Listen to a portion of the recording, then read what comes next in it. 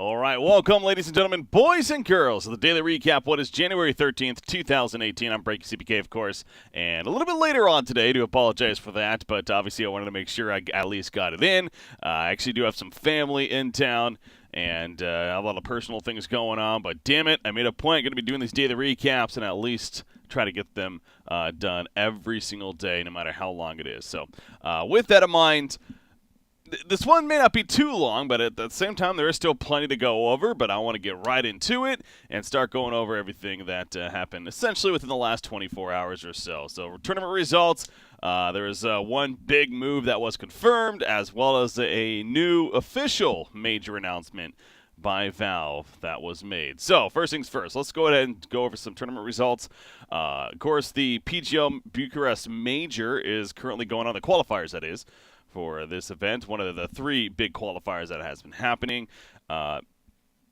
Kicking it off the European region, we do have our winner from the European region. Indeed, it is OG. Advancing on, they had to take out Man's Not Hot, a.k.a. Cancel and crew. You got Cancel, Charlie, Dota, Sexy Bambo, Akim, and Come With Me was their official roster. And, really props to these guys. I don't think a lot of people would have expected this team to necessarily make it all the way to the finals, especially, of the Open Qualifier to a major event. From the Open Qualifiers all the way to the major finals, but in the end, they do come up short. Of course, they lose to one of the favorites, if not the favorite in OG, when it's all said and done. But yeah, this is an event, even Planet Dog, Penta Sports, Team Kingwin, all very solid teams, and they have to defeat the Final Tribe in the semifinals to even get to that point, which is no doubt a solid roster in itself. So this Man's Not Hot squad, the new Cancel and crew, I kind of hope they do stick together, and maybe we'll see them kind of continue things and see how they're able to perform moving forward with some of these qualifiers. So OG victorious. Now OG had to defeat Planet Dog to get to this point, 2-0, and their newer roster. But there was a highlight that was posted on Reddit from this was game 2 actually of that series. OG's up 1-0. They were trying to finish the game, and well, just take a look here. There. Meanwhile, at the base, Resolution, he's gonna end the game. He's going to end the game right here, right now. He's got the BKB. He's got the damage. They've got the glyph, though. And the BKB is going to wear out, so they can actually get to Staples on top. And when the Tinker comes in, Black Hole, oh, it's actually stopping Stormhammer, but no! The Cypher Device is there. They're going to be able to get more control on the Resolution, continue to get the laser out, but here comes the Brewmaster. The Resolution, he ends up dying, but the Brewmaster, he can finish the one. Yes, 66 damage. He just needs one more hit. Get the damage in, please, for the love of God. Storm Panda's not going to be enough. It lives. The throne lives to see another day on just 60 HP. Who can TP in? Of course, that was Capitalist right there, doing the cast, actually. For this match, it ended up OG, to be fair, they ended up being able to finish off the Ancient. Shortly after that, as you see, that was about 63 minutes in. It did take about 66 minutes, but ultimately they were able to finish it off. Sven Arc, Warden strats, taking it long game. But they do secure 2-0 there, and then, of course, advance on to the finals from there. So, and win the finals, that is. So OG will be your European representative in the PGL Bucharest Major. So, obviously, again, a big congratulations to them. Out of the CIS region, we have Vega Squadron versus Suicide Team 99. We've already talked about these guys a bit. Again, this is a squad making it all the way to the finals. Another open qualifier team that, again, they have players similar to the Cancel Stack situation. Definitely players you'd recognize, but gotta admit, you would not have expected to make it this far. It was not an easy road. They've had to defeat Team Spirit, M19, and Team Empire. They can win this. I mean, Vegas Squadron's a good team. They ultimately took out effect to get to the finals, but I could see the Suicide Team 99 definitely winning this and representing CIS at the PGL Bucharest Major. No doubt. So we'll see if that ultimately does take place. That's going to be happening tomorrow, and perhaps have the results for you there in that next daily recap. I believe out of Southeast Asia, we are still awaiting a little bit more information. I believe we saw this as of yesterday. Things getting delayed, though. I want to say tonight we'll have TNC versus Geek Fam, if I'm not mistaken, at about 8 hours from now. So, yeah, and tomorrow's we'll have not only that, but maybe progress made to the finals. In North America, Optic Gaming taking on 5 Turtles to get to the finals themselves. Immortals and VGJ Storm will play. In fact, they are playing as of right now as I'm doing this recording. The winner, of course, advancing on to the finals to play Optic Gaming. And then you have South America. Our finals are set. Pain Gaming versus Infamous. Pain Gaming taking out SG Esports, 2-0 to get to the finals. I don't know if I want to call it an upset by any means, especially with the South American region still really trying to find its even footing. A lot of these players swapping around. Pain Gaming, though, of course, most recent roster now includes Tomato and crew, King RD, Tava, HFN. So very, very good squad, no doubt. But SG Esports, they've kind of been the stable, successful roster, is safe to say, as of late out of South America. But Pain Gaming versus Infamous. So we'll see how that works. And is that going to be happening later on? Yeah, it's happening very shortly, actually, as I'm doing this recording. So the PGL Bucharest Major, again, as you can see, it is ultimately kind of shaping up here. We just need 4 more qualified teams, and then we are going to be good to go as far as the main event that is set to happen in early March in Bucharest. So that's the qualifiers for that. ESL1 Katowice, we are officially done with the qualifiers for this. We still do have one more team ultimately to find out. Again, there's still one more invite slot apparently. Whether or not they're waiting for the qualifiers to finish to do that, I'm not 100% sure, but perhaps that's the case, and it's going to be interesting to see who they choose. But kicking it off with North America, they would not only took out VGJ Storm 2-1 to get to the finals, but then they defeated Immortals 3-0 to win the finals and advance on to the main event. Complexity had a very busy day yesterday, but a very successful day. Not only did they do this here, 3-0 against Immortals, to qualify for this major, but of course they actually won the Star Ladder Finals as well for the North American region, and thus qualifying for that minor event. And then on top of all of that, they were invited to the PGL Bucharest Major to kick it all off. So this these next couple of months for Complexity, at least, going to be very busy, and for good reason, and very deserving. So big congratulations to Complexity as they take North America. In South America, Infamous did go 3-0 over SG Esports. In the European region, we've already been over that. That's right. OG and Kingwin both qualifying. In fact, I think, was America really the final one that we were supposed to go over? I want to say maybe it was, but just in case, Vega Squadron affected win that 3-0.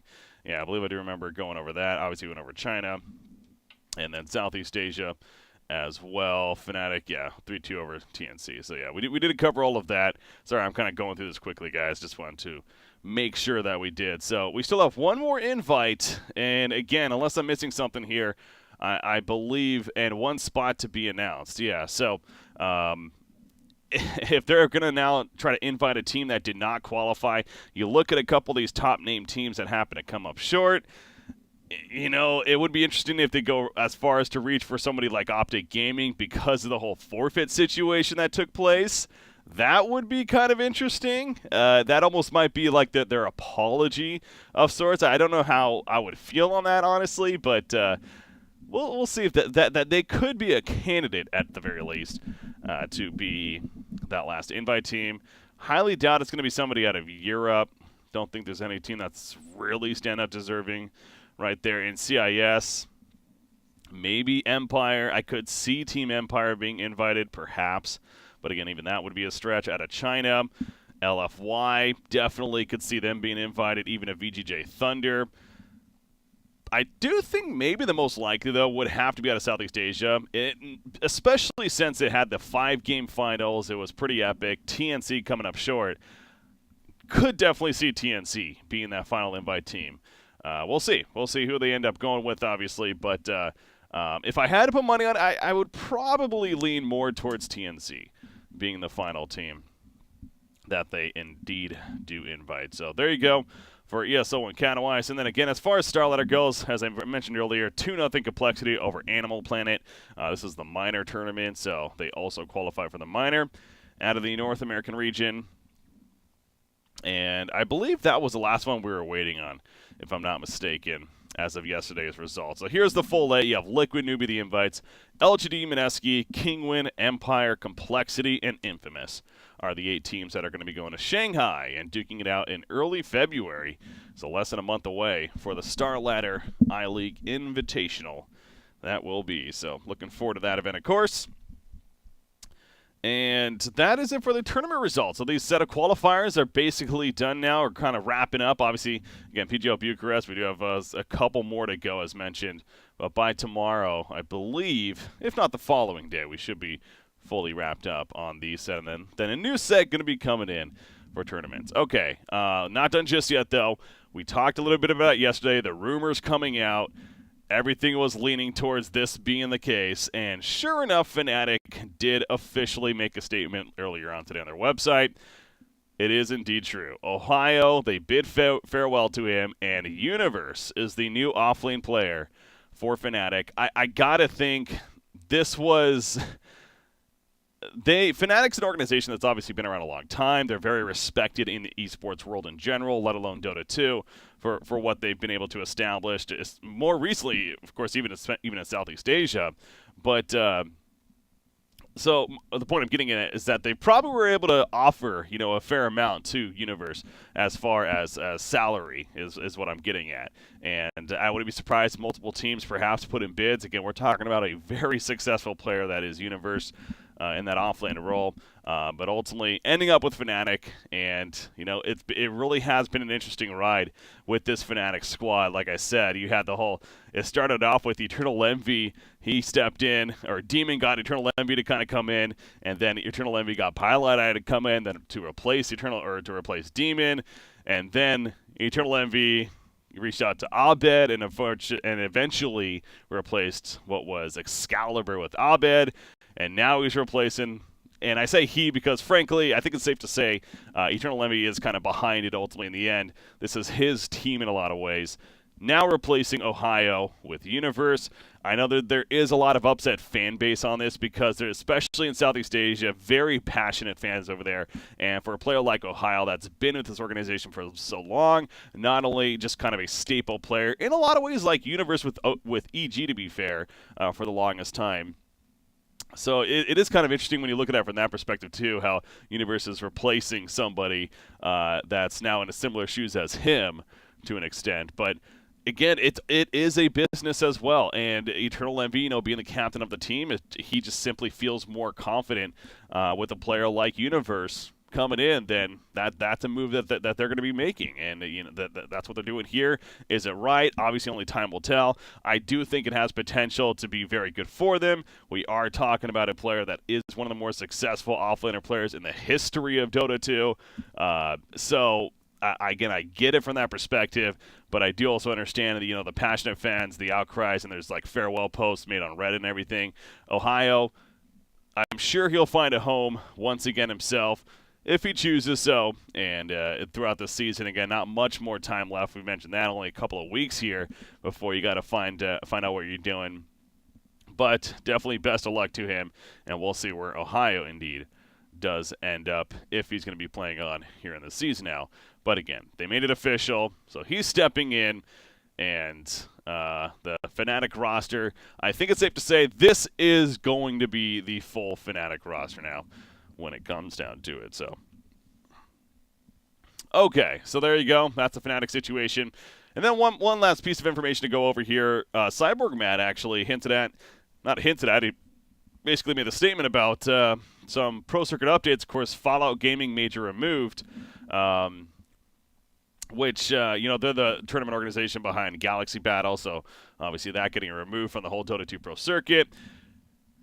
However, Valve officially announcing, I believe that this was to be announced. So I believe we knew that this was going to be here, at least in this time frame, but we didn't know exactly what it was going to be. We pretty much now know a little bit more information. The PGL, as well as Perfect World, they're coming together. Of course, they did work together with the Perfect World Masters, the minor tournament that I actually personally got the chance to attend. I'm just saying, would it cool?